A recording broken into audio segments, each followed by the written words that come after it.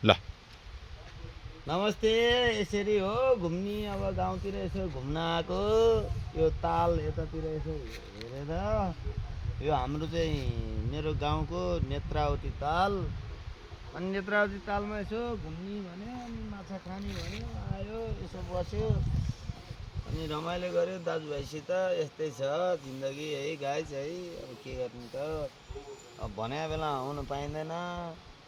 अनि यसो फुर्सद मिलाएर आयो, यसो घुम्यो, मन यसो बहलायो, रमाइलो गऱ्यो है।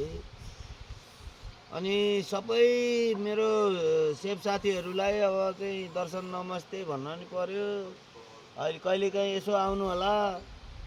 हामीले चाहिँ यो भिलेज टुरिज्मलाई चाहिँ अलिकति प्रमोट गर्न खोजेको। भिलेज टुरिज्म साथीहरू आउनुहोस् यता। यहाँ पारी उहाँ हेर्नुहोस् त, उहाँ पारी एउटा रिसोर्ट छ, त्यहाँ रिसोर्टमा बस्ने, रमाइलो गर्ने, अनि इन्जोय गर्ने।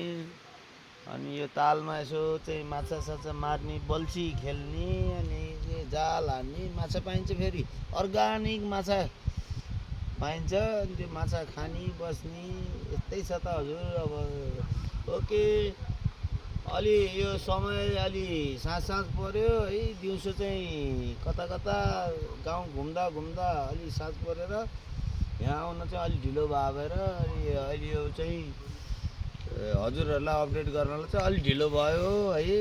नमस्ते। अब के गर्ने, यस्तै छ है।